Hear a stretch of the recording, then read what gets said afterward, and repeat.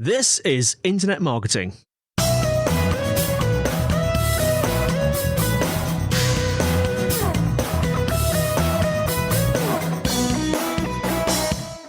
Hello and welcome to the Internet Marketing Podcast, brought to you by SiteVisibility. With me today is Maxwell Ivey, Mr. What's Your Excuse? Welcome to the podcast, Max. Well, thank you, Scott. Glad to be here, and it's really good to get to speak to you this morning. Thanks. So we're going to be discussing today how to use podcasting to build your brand. But before we go into the details of the episode, I'm going to set it up and introduce Max. So I actually spoke to Max maybe 18 months ago for my personal podcast, The Advertising Hour. And we were speaking about Max's journey as an author, as a blogger. Max is, I would say, maybe formerly known as now the blind blogger Maxwell Ivey, or maybe also known as the blind blogger Maxwell Ivey. And I followed Max's career from a little bit of a distance, and I've been watching Max's career develop over this last couple of years and maybe transition or add this podcasting skill set to his repertoire as a publicist, as a host, as a guest. And I was fascinated to learn more about Max's journey over the last couple of years. And also, Max, your experience in building your brand via podcasting. So I'd like to jump into all of those topics today, if that's okay with you. That's fine with me. As you know, I'm a veteran of dozens of podcasts, and I'm more than happy to speak on whatever the podcast host thinks will most interest or best benefit their audience. So I'd love to start off with your, as I described it, your journey or transition from the blind blogger to Mr. What's Your Excuse. That's something that's been noticeable from me from the outside looking in over this last couple of years. So was that intentional? That kind of changed your personal branding? I wish I could say it was intentional, just like I wish I could say anything else I've done in the last 14 years was intentional. I was doing a podcast earlier this week when a woman who does a show about authors asked me if I worked with an outline. And I said something like, you've been talking to me for a half hour. Do you think I ever have a plan? That's just the way I do things. What generally happens is somebody will say, Max, I think you would be really good at doing that. Or, Max, you've been doing this really, really well. Have you thought about expanding into that? Or, my favorite is, Max, I dare you.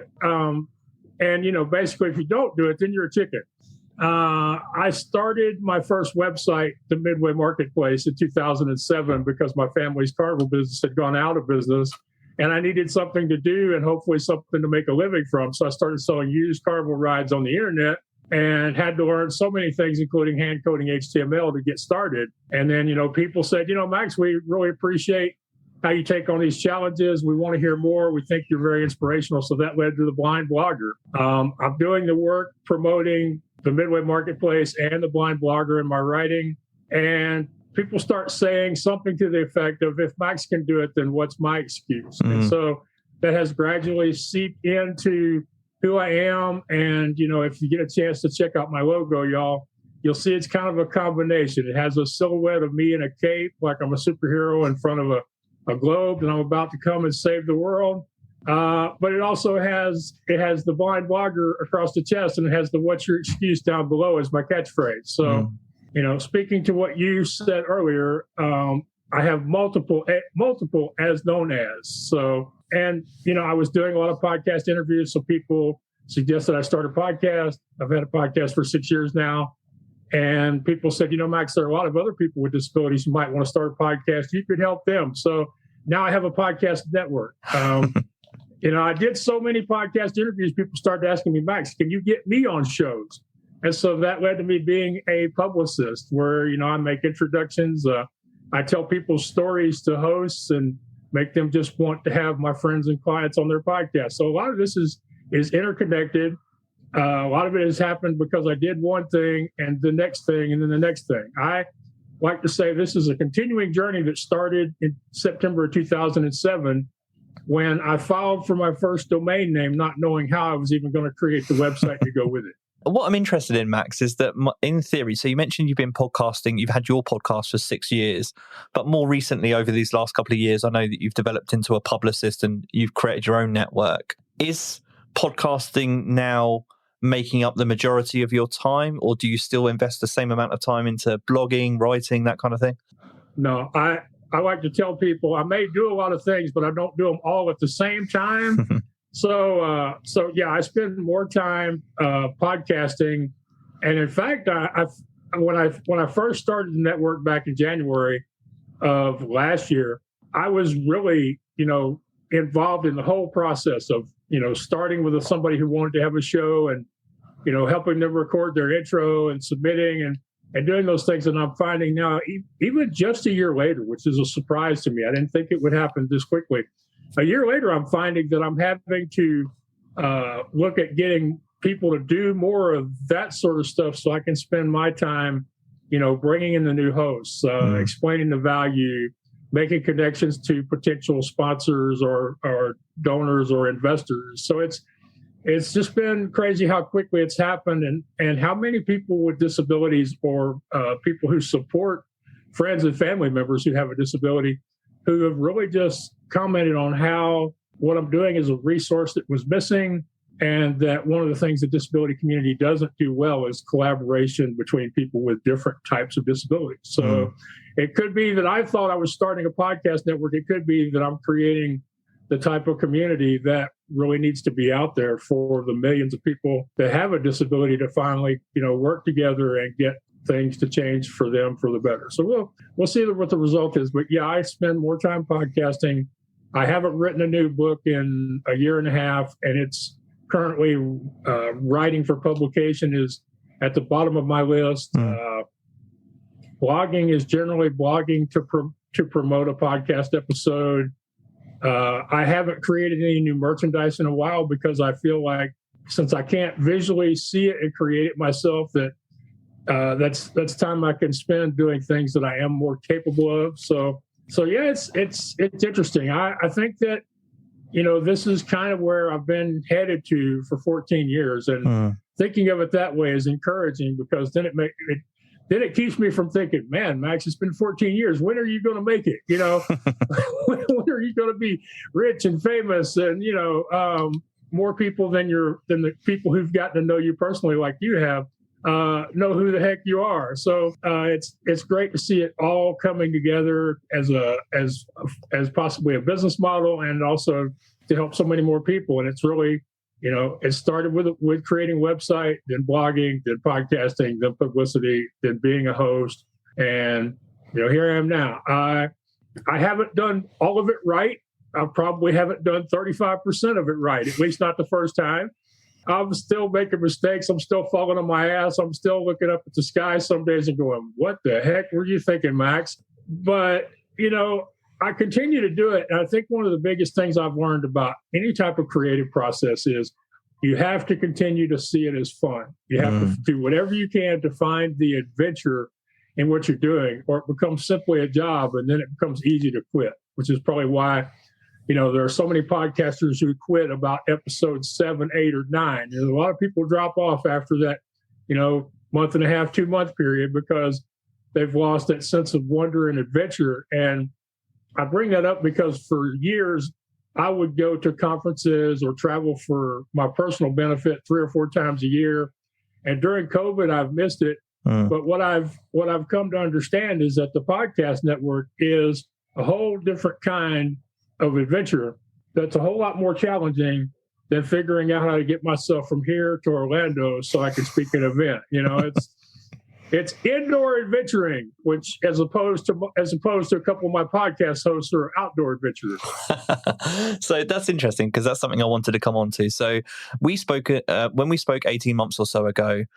Well, we talked about a lot, but we talked about accessibility issues with respect to visual impairments. And it's funny, that's something that's come up in the lead up to this podcast as well. We had some technical issues over the last couple of months, just trying to get this podcast arranged. And I'm interested to know, you've put in the hard work over, as you've said, the 14 years in learning how to build websites, blogging, all of those things that you would assume are more difficult for the visually impaired and are more difficult for the visually impaired. And now there's the resurgence of podcasting, which is arguably going through its 3rd or 4th boom. And I'm hearing this kind of almost feeling of liberation in your voice because you're a natural in front of the microphone and you've put in all that hard work and got through all of those obstacles. And now all of a sudden there's this medium which is booming and you're perfect at it. You're great at it. So is that a liberating time for you at the moment? I was getting those tingly feelings you get up and down your back when you hear really good music, or somebody says something that, you're like, well, I thought about that a year ago or 2 years ago, and here it is. So it is really rewarding to have become one of the cool kids, to go from people not knowing what the heck a podcast is to listening to them, but not knowing who you are and not wanting to invest 30 minutes or so to find out who you are, to like, wait a minute, you're one of the experts. I want to start a podcast. Or could you explain to me why my podcast isn't working? Or, my business, people asking me, should my business have a podcast? Should my organization have one? If so, how do we do it? It's just last month, I submitted an article for the American Printing House for the Blind's website on starting a podcast from the point of view of somebody with a disability, focusing on making it as simple as possible. Because as you know, as humans, we can overcomplicate anything. We can decide in our minds that we need to have stuff that we don't absolutely have to have, at least not in the beginning. So being asked to write an article for a national online magazine on the subject of podcasting, being invited to speak at conferences, it's like, yeah, Max, you've done the work. People recognize it. And that's a really hard thing with podcasting, because as you know, we can do a lot of great work, and 95% of the people who listen will never contact us. They will never leave a rating or a review. They will never send an email. They will never buy a piece of merch. But because we were there, their life could have been uplifted. It could have been improved. It could have even been changed, depending on the person and the point they were at in their lives when they heard your content. Mm-hmm. Also, what we do, we're kind of a little bit of a historian in addition to entertainment. Just think about the people who got to interview Betty White over the last year. Just think about somebody who gets an opportunity to interview Dolly Parton this year because she's getting a little old. People who got to speak to Stan Lee a few years ago. So in addition to, being able to uplift people, we can also educate people, and we're kind of historians. So yeah, you're right. It is cool to see the medium booming again. I agree with you. This is probably the fourth or fifth time it's been through a boom. I think the one thing that's different this time, though, is I don't think we've ever seen corporations invest this kind of money, talent, or energy in the market. I could be wrong. You're probably a better student of the podcasting world than I am, but I don't recall anybody throwing $100 million at a host before now. No, I agree. It's something that, just in terms of podcast sponsorships, just the fact that there are now platforms over this last couple of years that have started to emerge that help people find sponsors and match sponsors with podcasters, that shows the emergence of the importance and the exposure of podcasting. I mentioned just a moment ago, there are podcast publishing agencies, which I'm contacted by every single day, and publicists that I wasn't speaking to 3 years ago. There's a whole wealth of opportunity there in the podcasting space for people like yourself, consultants, agencies, networks. And actually, that's another thing you described, networks. So there wasn't really a concept of podcast. There were maybe a few podcast networks 5 years ago or so, but now you see this emergence of people thinking about podcasts as a network. And that's also quite fascinating as well. So there's a lot that's changing, a lot that's developed in the space, particularly over this last couple of years. Yeah. You want to hear something funny? Always. The last time I went to Podfest, because it's been virtual since the pandemic hit. So we're looking at 2020, I think, was the last time they held it. And I went to that conference. At the time, I was thinking about the network because my good friend Alex Sanfilippo from Podmatch had put the idea in my head a year before I actually did it. But I basically told him he was out of his dang mind, and he let me continue with that thought for another year before he finally convinced me. But I went to Podfest, and I went to every vendor. I had two purposes. One, I wanted to get my treasure map signed saying I'd been to all the vendors, so I'd have a chance to win the zero gravity ride in the vomit comment. But my other goal was I wanted to see what the experts or what the vendors would say about starting a network. And when you go to those things, usually when you talk to vendors, they're going to try to sell you something. When I asked people about creating a podcast network, you know what I was told by every single person? There was only 4 people who gave me an answer, but you know what they all said? I said, I want to start a network. They said, Max, forget about it. You don't want to start a network? Are you crazy? You know, it was like none of them thought it was a good idea. And these are people who, you know, I dress pretty nice when I go to these events. So I can't figure they knew I was on a budget or nothing. But I mean, it's like they didn't care to talk to me about the technology or the hardware that maybe they could have sold to me if they had had some advice on creating a network. That's a little over 2 years ago. That's at Podfest, one of the biggest conferences for independent podcasters out there. Yeah, so much has changed. And actually, you described it as you were talking as your indoor adventure over this last couple of years. I'm interested to know. And by the way, before we go into this, I can totally see the next book that's on the horizon. It's got to be The Podcast Adventures of Maxwell Ivey. That has to be the next book title. I've actually got a working title. Oh, okay, nice. I think you're going to like it. Can you reveal the title? I mean, what's it going to hurt? Nobody's going to steal it from me. It's a unique title. And if they do steal it from me, if they steal it from me, I'll write the book anyway, and my book will sell more copies because they aren't me. You know, I'm a real abundance type of character. You know, I rarely see the world as having such limited resources that somebody else winning means I have to lose. So yeah, if somebody wants to do a similar book, they can. And there are people who are going through similar experiences, maybe not without the vision loss, or with the vision loss, but there are people. So I think the title should be from frightened blog talk radio guest to the What's Your Excuse podcast network. Yeah, that's the full journey, isn't it? From being a guest to hosting your own network. That's quite a big transition.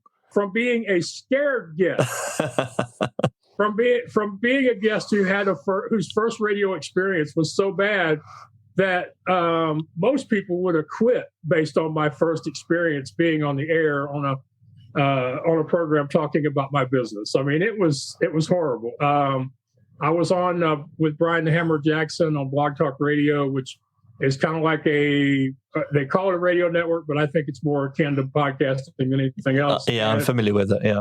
And I was on my old Sprint flip phone. My phone dropped the call, and then I'm trying to call him back, and I hung up on him. And then we finally get reconnected together, and he goes, "What the heck is wrong with you? Are you blind or something?" And so I'm just sitting there, I'm quiet for a few seconds. And as you know, in anything that's being sent out live, the worst thing that can happen is dead audio. I mean, it's better for people to be cursing than it is for there to be nothing, especially on radio. So maybe 20, 30 seconds later, I started laughing. He started laughing. And we had a good, 4 or 5 minute conversation. And I ended up spending pretty much every Friday for the next 3 or 4 months talking about my business and my life and, things that were going on with the Midway. And he was actually at the end of the time I was doing his show was when I really started becoming the blind blogger. Right. So it was, but yeah, it's, it's like standing outside my garage in the cold because I didn't want anybody hearing me do this. And, just like, man, I don't know how this is going to go or nothing. First time ever. I have friends who will tell you Max is never nervous or never scared. And I have one friend from church who's like, Max, the next time you think you're going to get nervous, would you call me? Because I want to see what that looks like. That's the time to get in your bunker because something's not going right with the world if you're losing your confidence there. No, you can have confidence and still be nervous. Yeah, that's true. Yeah. It's counterintuitive to most everybody else, but I think me and you can agree that or as I recorded one time, even a really positive person can have a few minutes where they're not so sure, It's been fun, and yeah, there is a book, and and actually I feel like I'm starting to feel like I've been making excuses with that book, that I really need to give myself a deadline, that I need to to say, okay, Max, this is when you're going to finish writing it, and when you're going to finish editing it, and when you're going to send it off to start the process. But as you know, I get distracted. In the last year, I wrote and recorded my first song. I'm doing the work with the podcast network. I still do some public speaking, even though I'm not crazy about public speaking via Zoom.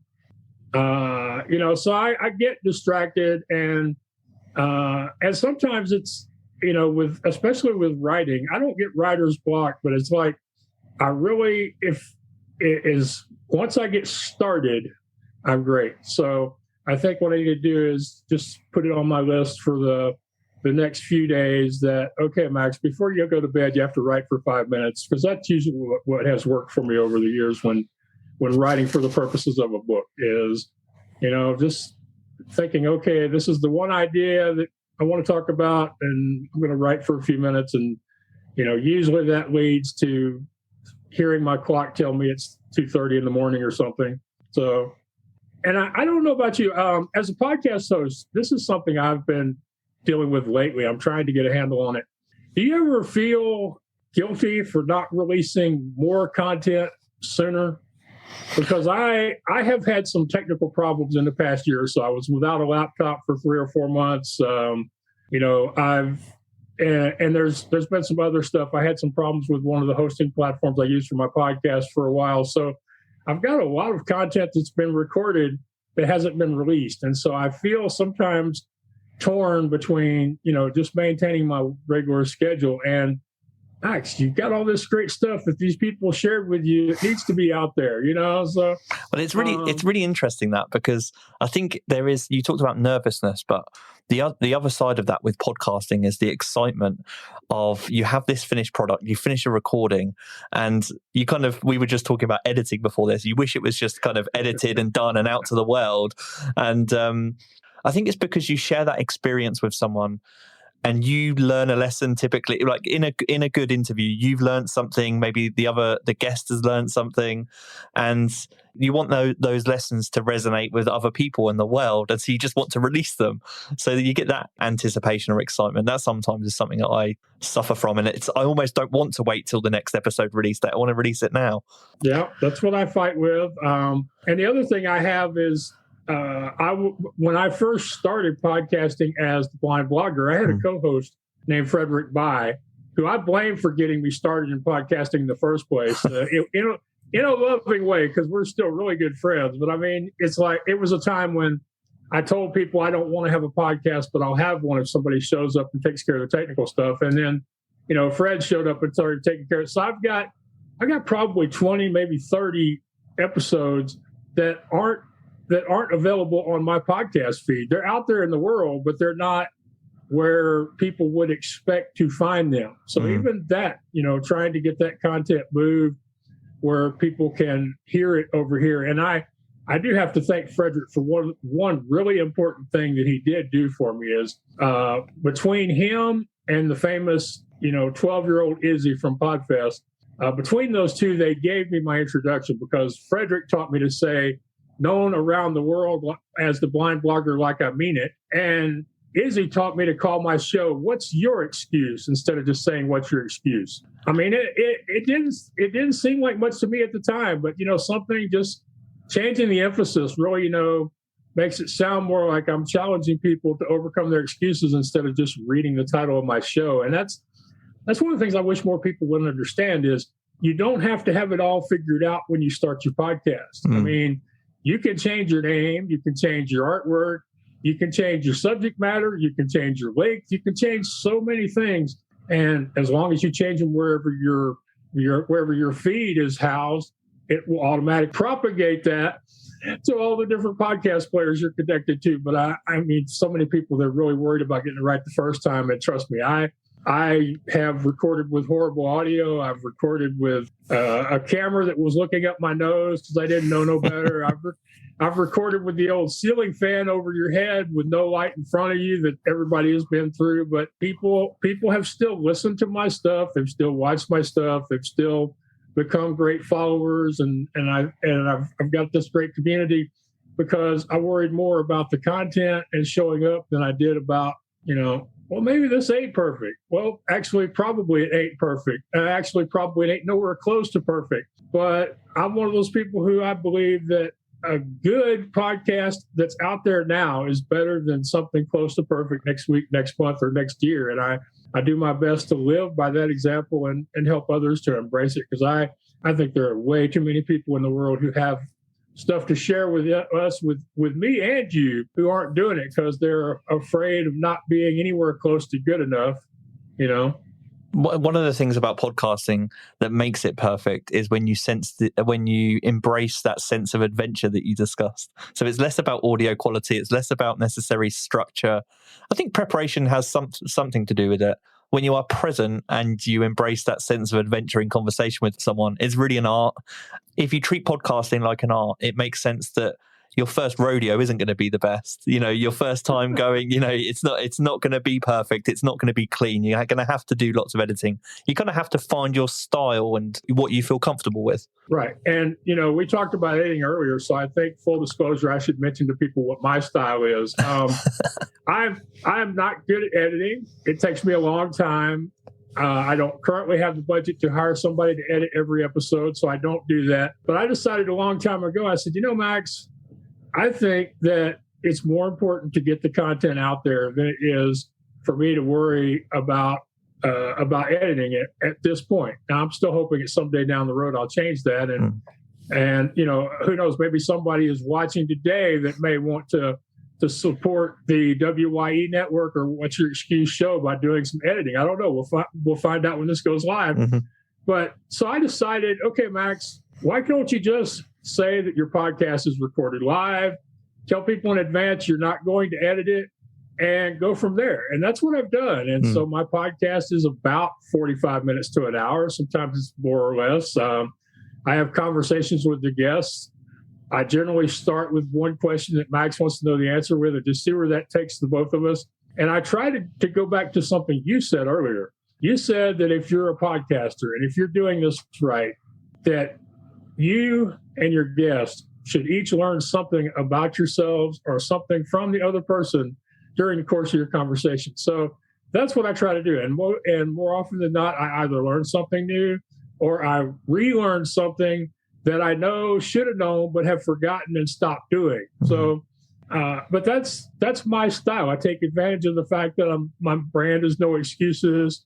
I take advantage of the fact that I'm visually impaired, and a lot of people have a lot of people out there still don't believe, still wonder about a blind guy and how he actually does a podcast. So a lot of them are more than willing to accept, well, he probably doesn't edit because he can't. No, there are thousands of, extremely talented, professionally educated sound engineers in the world who are blind, who can make the equipment walk and talk. I just don't know any of them personally and don't have any of them on the payroll. But so I said, I'm going to do it recorded live. And so far, the only problem I've had with that, my audience would probably grow faster if I edited it, but it's growing steadily and they're loyal. The only problem I've really had with it is I've had a couple of guests who want me to edit their podcast. And I'm like, look, I don't do that. It's not part. And so, the whole vibe of how it's not edited, how it's real and authentic and in the moment, even if it's recorded and played later, has really served me well over the course of 6 years. So what I do won't work for everybody, but I think it will work for a lot of people, especially in the beginning, in those, 4, 5, 6 weeks when you're finding out whether or not this is something you feel like you want to do for more than a short-term project. Then you think about things like, should I have better equipment? Should I change the lighting if I'm recording video? Should I record video? Should I edit?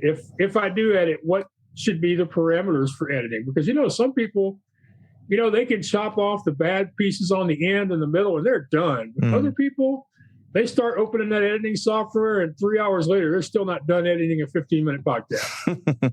And where are you at in terms of I'm really interested because we had a communication issue in the lead up to this, in that I asked you we were talking about bookings, and I use a system called TidyCal, and I use a recording software called Zencaster.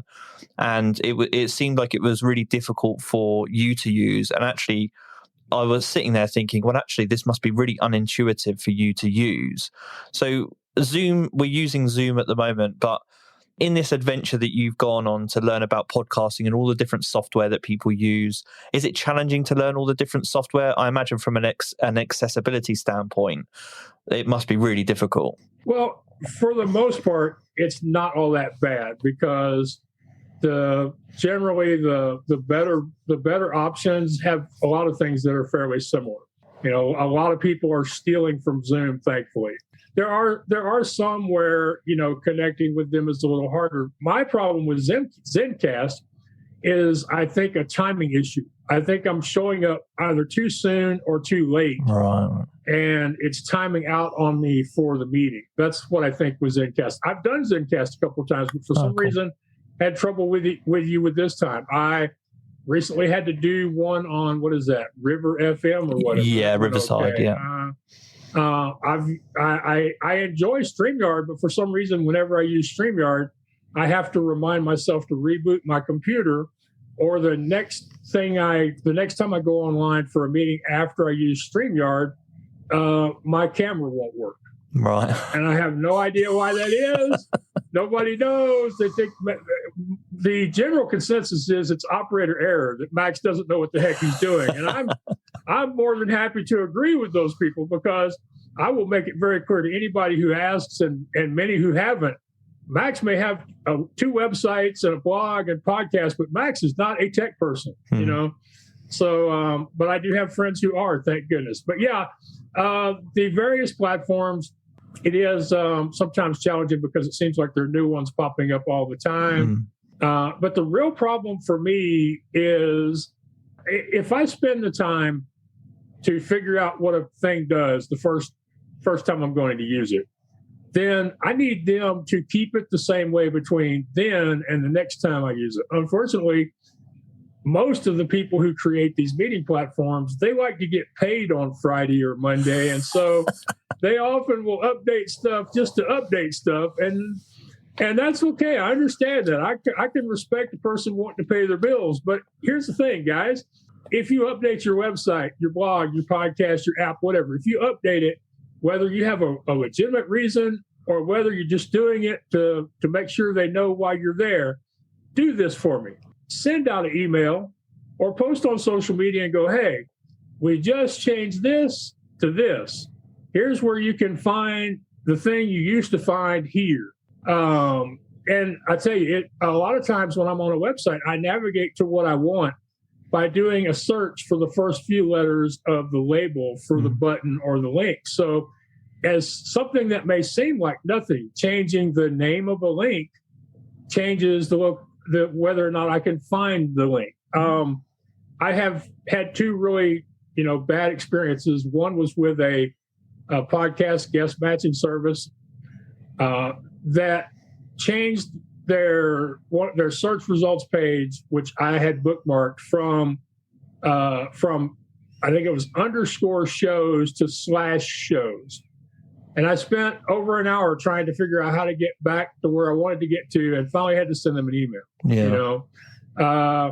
A few years ago, Twitter moved the new tweet button from the top right part of the screen to the lower left part of the screen on their iOS version. And it was almost a whole day before somebody told me where I needed to go to on the app to be able to post new tweets. Up until then, I could just reply or retweet other people's content. So it's a little bit of trouble when you first use something, but if people will maintain consistency and notify people when they have to change the things, that would make my life a whole lot easier. But yeah, accessibility with the sites, and also, with the sites where you upload the content, with YouTube, Vineyard, TikTok, for people who use Spotify, for my hosting, Blueberry, there are so many options for you to choose from. And, even besides whatever hosting platform you've chosen for your podcast, you've got the social media accounts, and, then you're looking at sharing your content directly or posting your links. So there are a lot of websites I have to navigate and a lot of apps I have to use once the podcast is finished recording, or, when you go live to record it. So it can get a bit aggravating after a while.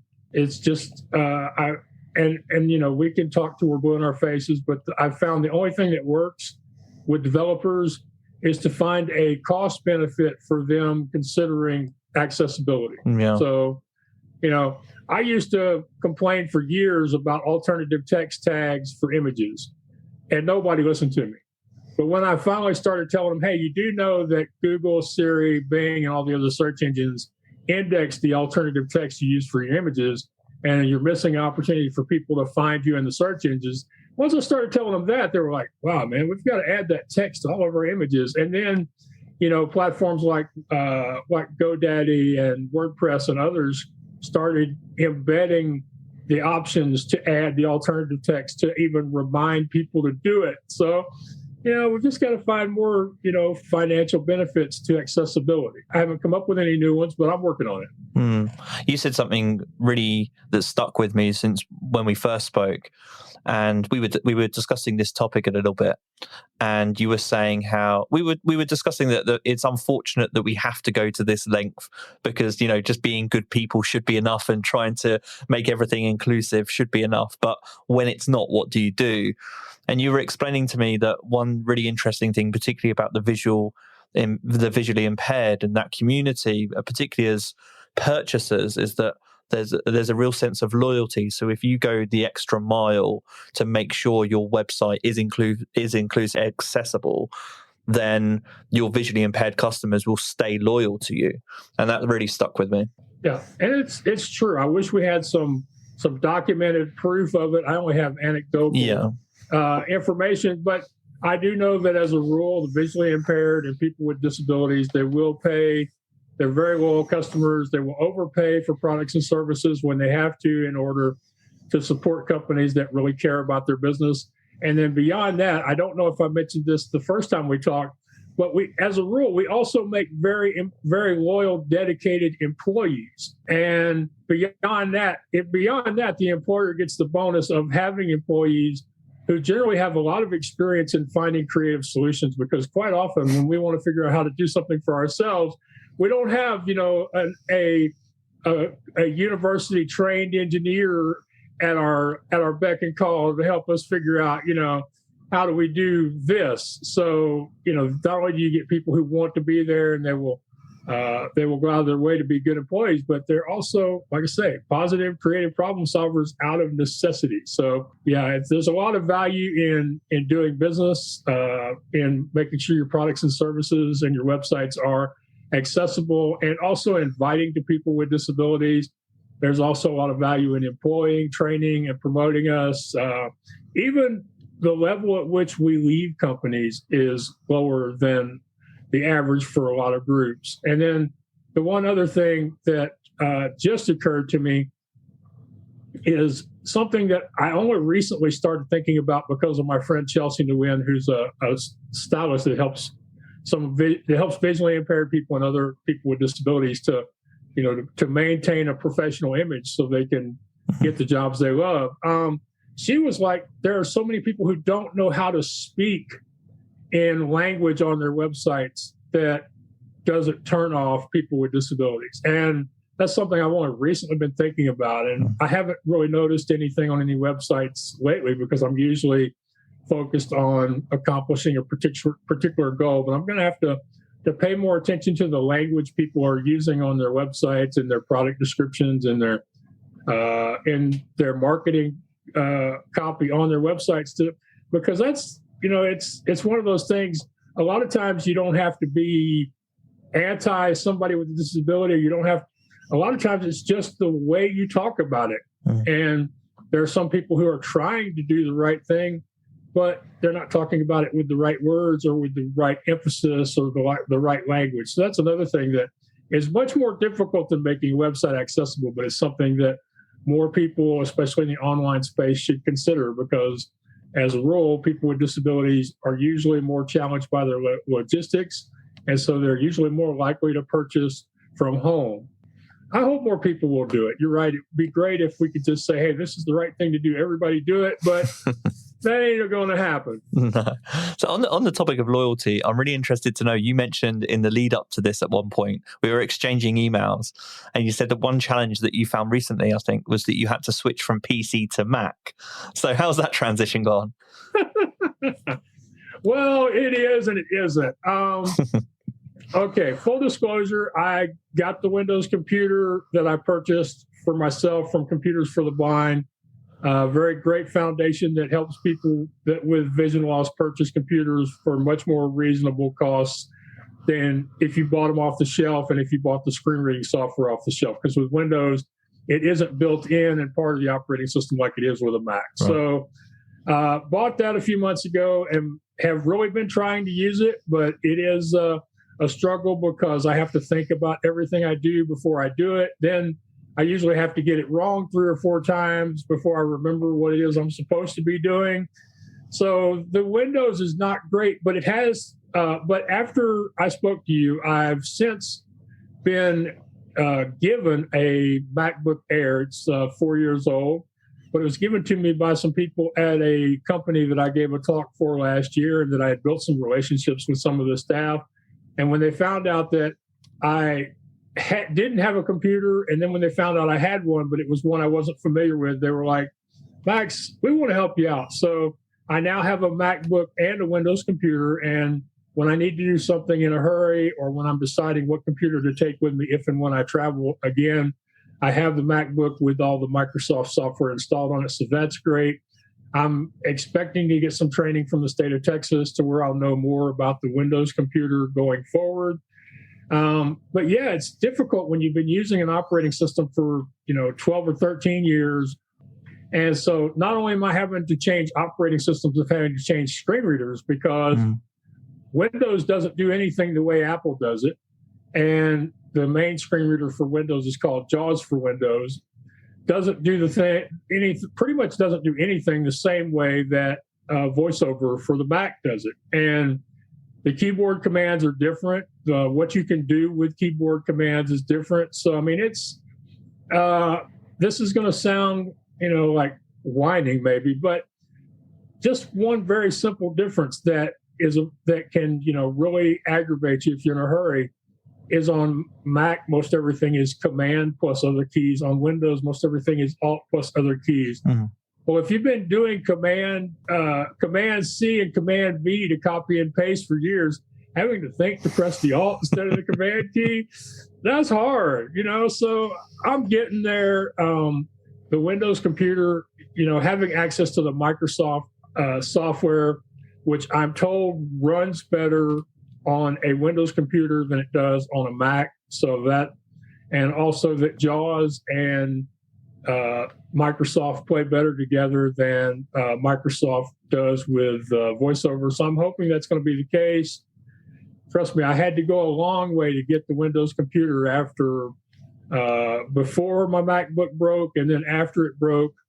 So I'm committed to it, just like I'm committed to being able to do as much as I can, if not everything I have to do with my tablet. But I realize that there are some roadblocks, and there are going to be times where, Max, you just don't have an extra 15 or 20 or 30 minutes to figure out how to do it on the Microsoft machine. But the one really cool thing about having 2 computers, and this has to do with consistency and, being a blind person, it's really important for things to stay where I put them. I now have the Windows machine set up at my desk with my camera and my headset plugged into it, and they stay plugged into it. And so unless somebody messes with my stuff, I can almost guarantee that I can sit down and press record and the camera will be pointed at my face, not over my shoulder. So, having the Windows computer to do that and maintain consistency, and then having the MacBook to move around the room or the rest of the house, and not have to unhook things and then rehook things. So it's really conducive that way. I'm really loving being able to just pick up my laptop and go to another part of the house and, show my face with the rest of the family so they don't think I'm ignoring them or hiding out from them. So, but yeah, it's a struggle. But it's not like I don't want to use the Windows. But I will admit that it's because so many businesses and companies depend on the Microsoft software that I decided I had to. Because, hey, I do great work as a publicist, as a podcast host, as somebody who can teach other people to be podcasters and be guests. But most of if I want to grow this business, I need to be able to reach the companies that have the money to invest, or to reach the nonprofits or the governmental agencies that have the money to invest. And all of those people use Microsoft applications. Yeah. The fluidity is something that's interesting to me because as you were speaking there, you spoke a lot about the resourcefulness and creativity that you have to use to sometimes overcome problems, and the amount of time and trial and error that you have to go through to get things working. And what I'm thinking through here is in theory, if you're investing more time in podcasting now than perhaps writing, do you notice a difference in your productivity and your output in comparison to writing? So how often are you recording at the moment as both a guest and a host? Is it something you jump in and do every day? It's something I do on one side of the mic or the other pretty much every day. And in fact, next week, I have a really full week because the organizers of the Mobility Matters Conference at Portland State reached out to me and asked me to help them promote their conference by interviewing some of the speakers on my podcast. And, this was not their idea. This was my crazy idea. So if this ends up being one of those ideas where, someday me and you are having a cup or drinking a cold beer or warm beer, and I have to talk about it, maybe I'll have to admit it was a mistake. But next week, I'm going to record 5 podcast episodes that are going to release the following week, one a day, to promote this conference. And I feel like it'll be a fun challenge. I'm hoping that it's going to help me address some of the shortcomings in my podcast release process. We have to create better systems and better workflow the more we do this. So, I did a 15 video and 15-day challenge a few years ago. And at the end of that, I felt like my video recording quality was so much better. I was recording shorter videos and getting to the point quicker.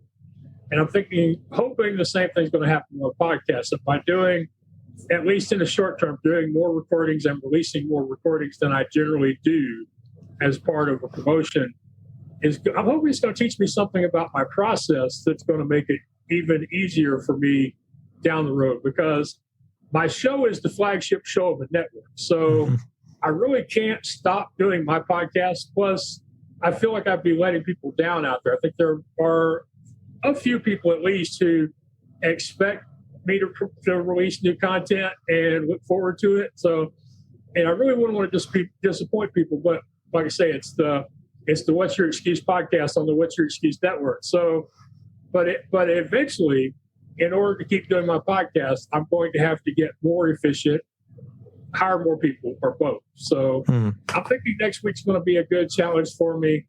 And I thought it was really cool that these people found me and decided that there was value in my podcast to help bring more awareness to a conference on disability, especially a conference that's focused on mobility in all aspects, not just visual impairment, but also people who are paraplegics, quadriplegics, people who are deaf, who sometimes have difficulty navigating because they don't have the option of being able to speak to people directly. So I think it's a valuable conference. It was great that they reached out to me, and I'll probably send you an email next week and go, I'm never going to do this again, but it was great. And Max, you have a very can-do attitude, but in closing for this episode, particularly on this aspect of being a publicist. So, I've got the sense from talking to you a couple of times, the conversation is very natural. You have lots to tell about your story. You're opinionated, you're passionate. When you have to then promote that in other people, what's the biggest challenge? So do you find that the nervousness aspect is a challenge, for example? What kind of the common obstacles that maybe prevent people from actually launching their podcasts and continuing with it? You asked me about being a publicist, and what is the hardest thing about that? Now, people need to remember, before I was a podcaster, I was a carnival promoter. I've been making cold calls and sending emails half my life. So, making a pitch and telling a story is pretty much ingrained in who I am. So don't think what I'm going to say now means there's something wrong with you, because really I'm nothing special. I'm just a guy who has a lot of experience doing it wrong. So the biggest problem I have is figuring out how to tell the client's story in few enough words that the person receiving the email will read far enough to decide they want to read more, but in enough words so that I don't leave out the important parts of the story.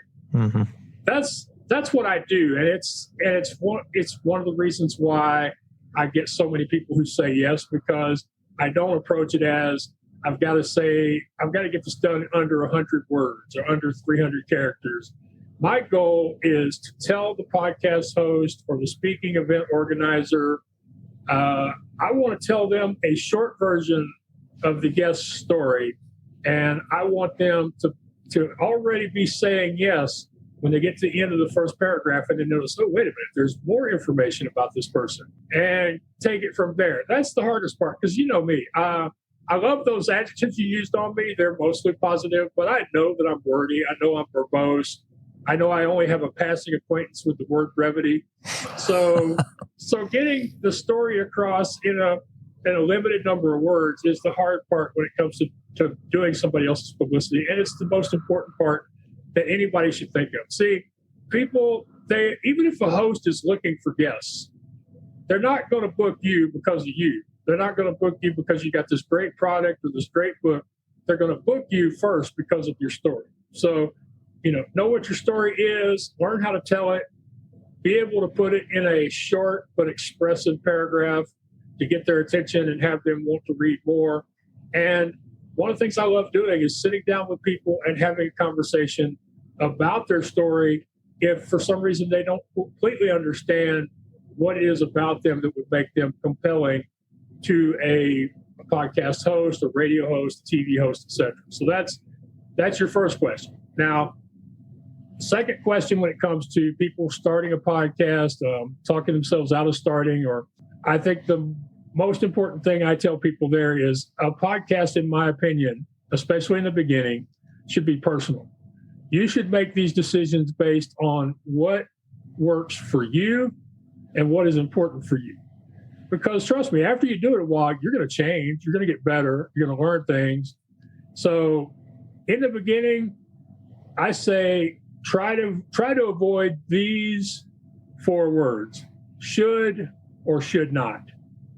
Try to make decisions based on what works for you or what you think will work for you, as opposed to doing what everybody else says you have to do. So I'm one of these people. I actually spoke at Podfest on starting a podcast, and I followed Dave Jackson to the mic. And the first words out of my mouth was, I said, you've spent the first half of the day learning how to start a podcast as a good podcast. Well, I'm here to tell you that, in my opinion, the best way to start a good podcast is to be bad at it for a while. And that's how I approach it. I mean, because too many people talk themselves out of it because they're like, I got to have fancy equipment. I have to edit. I have to have lighting. I have to create an intro. When I first started recording videos, I sang on my intro because I didn't have any way to create an intro. So, a lot of people, they just jump right into their podcast and say, hey, I'm whoever, and this is the podcast, and today we're going to talk about what, But there are people who will say, man, I need to have an intro like some of the people that are famous. Even that, something that shouldn't be a big deal because it's only going to last, 30, 60 seconds, will stop some people from podcasting. The important thing is the content. Make decisions based on your personal abilities and resources at the time, not based on what everybody else says you should do. And above all else, try to keep it fun.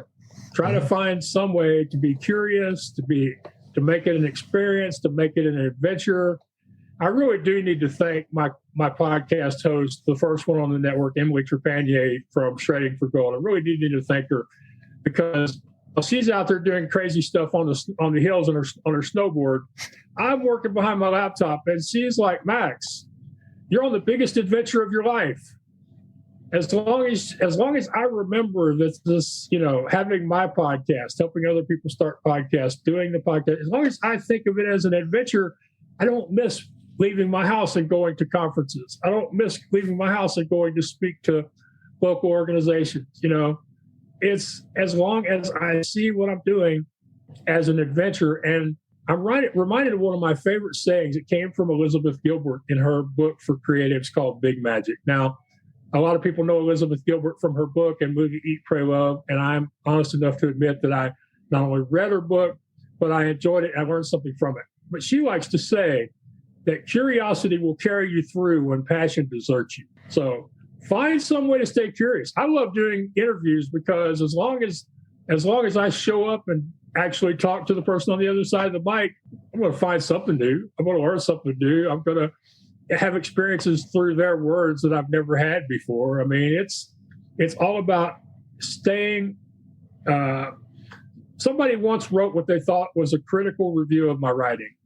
It said, Max approaches the world with a wide-eyed, childlike wonder. And I've hung on to that phrase because I love that phrase. You know, that's the way I do things. I really am here to see what's going to happen today, the next 5 minutes, the next 2 hours, whatever. And as long as you approach your podcast that way, like every day can be some sort of a surprise, an education, a celebration. Heck, even the days when it goes wrong can still be part of the adventure as long as you don't let it stop you. You know, as long as you reschedule, as long as you reevaluate why it didn't go right the first time. So that would be my advice. Keep it simple, make it personal, stay curious, try to make it as much of an adventure as possible. And Max, for anyone listening that's curious to learn more about you, tell them where they can find out more about you and the What's Your Excuse network. I love that. You know, you did that really well. I can't get my guests to do it at the end of my show. You just did that really well, so thank you. That's one of the, I know you didn't ask this, but that's one of the things that's really wonderful about podcasts is the other hosts, they get me. Mm-hmm. They have taken the time to understand me. They've been through some of the same things, if not exactly the same things. And to me, that is one of the real values of having conversations like this. So to your question, people can find me at theblindblogger.net. That's theblindblogger.net. They can also send an email to justask@theblindblogger.net. My website for the podcast network is wyexcuse.com. They can also find my podcast on Alexa, Google, and Siri by saying, hey, play What's Your Excuse? And they will play the most recent episode, and you can binge listen to your heart's content. I hope you will. But pretty much everything goes through the blindblogger.net. It's who I have been. It's who I am.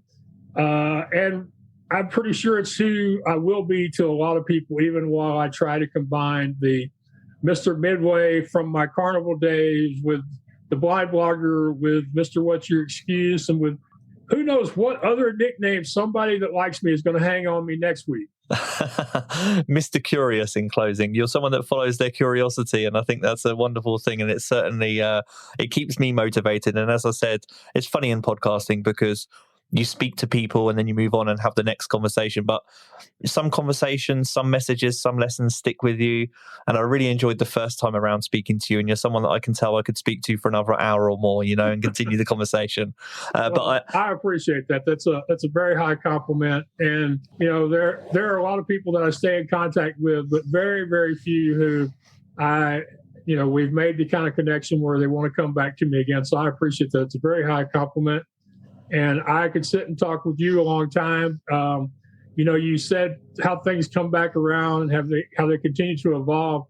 That's why when I sing on my podcast or at speaking events, it's usually The River by Garth Brooks, because I can't think of another song that I've heard that I can sing that really expresses, who I've been, because, where I'm at now isn't where I started. And where I'm at now, who knows, maybe won't be where I'm at next year or 2 years from now. I believe I'm pretty close. I believe I'm really close to finding my one favorite perfect thing. But you know me, that won't stop me from trying other things that I haven't before. Yeah. And the next immediate challenge is next week with all the podcasts that you're recording. So we'll look forward to that from a distance as well. Thank you. Okay, Mac, thank you so much. And this has been the Internet Marketing Podcast.